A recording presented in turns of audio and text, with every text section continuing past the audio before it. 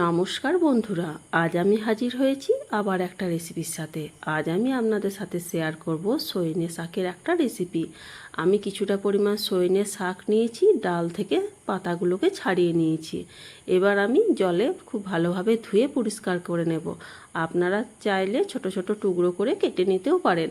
ওভেনে একটা কড়াই বসিয়ে দিলাম, এর মধ্যে 1 গ্লাস জল দিয়ে দিলাম এবং একটা ঢাকনা দিয়ে দিলাম জলটা গরম হওয়ার জন্য। জলটা খুব ভালোভাবে ফুটে উঠেছে। এবার শাকগুলো আমি কড়াইয়ের মধ্যে দিয়ে দিচ্ছি।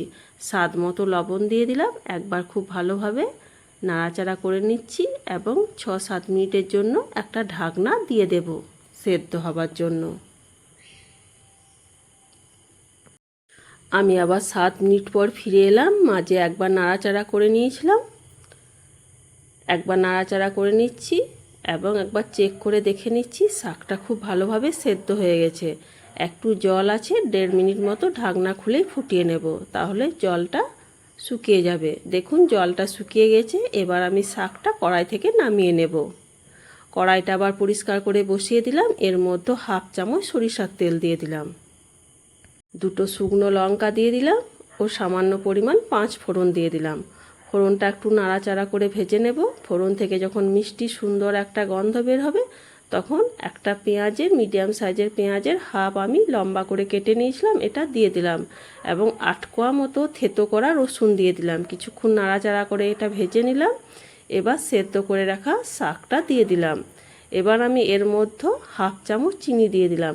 এই সজনে শাক একটু মিষ্টি মিষ্টি ভালো লাগে। এবার আমি 2 থেকে 2.5 মিনিট মতো সমস্ত কিছু নাড়াচাড়া করে ভালোভাবে একটু ভেজে নেব। দেখুন 2 থেকে 2.5 মিনিট মতো ভেজে নেওয়ার পর শাকটা আমার খুব ভালোভাবে ভাজা হয়ে গেছে। এবার এটা আমি নামিয়ে নেব এবং গরম ভাতের সাথে সার্ভ করে নেব। গরম ভাতে এটা খেতে খুবই ভালো লাগে। বন্ধুরা, আপনারা নিশ্চয়ই এভাবে বানিয়ে থাকেন বাড়িতে, আর যদি না বানিয়ে থাকেন অবশ্যই এভাবে একবার বানিয়ে দেখবেন এবং কেমন হয়েছিল আমাকে কমেন্ট করে জানাবেন। পুরাতন বন্ধুরা তো অবশ্যই আমার পাশে আছে। নতুন বন্ধুদের উদ্দেশ্য বলছি, এখনও পর্যন্ত আমার চ্যানেলটা যারা সাবস্ক্রাইব করেননি, প্লিজ চ্যানেলটা সাবস্ক্রাইব করে আমার পাশে থাকার অনুরোধ জানাচ্ছি। তাহলে আবার দেখা হবে পরবর্তী কোনো নতুন ভিডিওর সাথে।